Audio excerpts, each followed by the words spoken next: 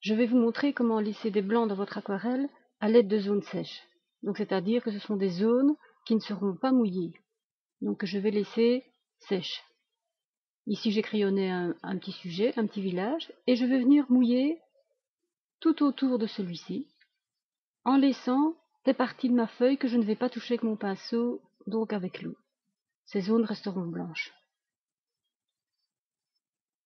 À l'aide d'un pinceau, je vais venir un peu préciser les traits autour de mon sujet, pour que le contour soit bien net, mais tout en prenant bien soin de ne pas mettre de l'eau dans celui-ci que je veux laisser blanc.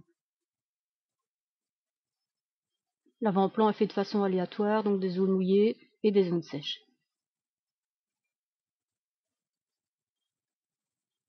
Quelques petites précisions avec l'eau.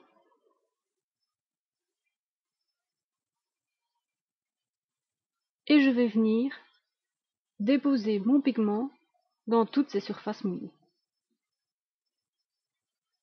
J'en choisis plusieurs, ici pour faire le ciel quelques bleus, c'est toujours plus agréable. Je les dépose dans les surfaces humides, ils vont se mélanger entre eux naturellement.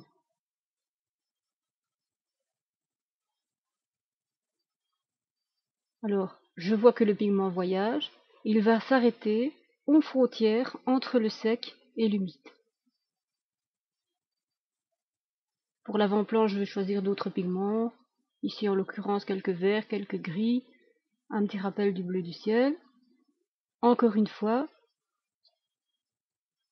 celui-ci va se déposer dans les zones humides et ne franchira pas les parties qui sont restées sèches. Je lui donne un petit coup de pouce en balançant ma feuille et en surveillant bien qu'aucune goutte ne traverse l'ensemble de mon travail.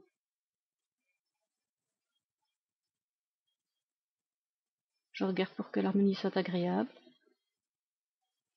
Et je vois tout de suite que les zones restées blanches sont celles que je n'ai pas mouillées au départ.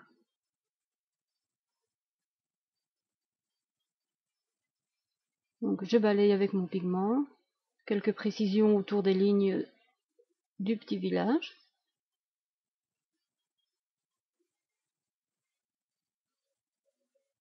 Et mes blancs restent bien lumineux et ne sont pas du tout touchés par la couleur ni par l'eau.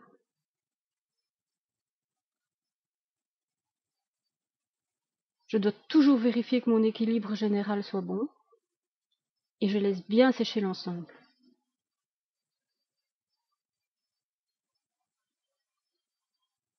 Vous voyez bien les zones de blanc qui sont restées bien nettes, bien lumineuses.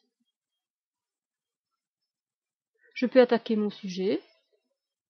Comme les parties de couleur ont séché, il n'y a pas de problème de fusion. Et là, je travaille comme d'habitude, donc avec des pigments un peu plus forts que j'étends avec un peu d'eau. Le but est bien sûr de ne pas recouvrir toutes ces zones blanches, autrement ça n'aurait pas servi à grand chose. Les petits trous de lumière qui vont se former à différents endroits vont former mes blancs et donner toute la luminosité.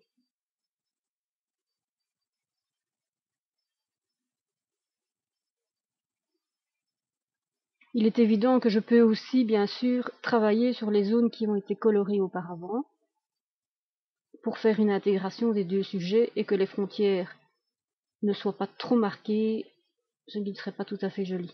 Ici sur le côté, je vais par exemple étaler un peu de végétation, donc je vais déborder un peu sur ma surface de bleu, sur mon avant-plan, en tapotant légèrement avec mon pinceau.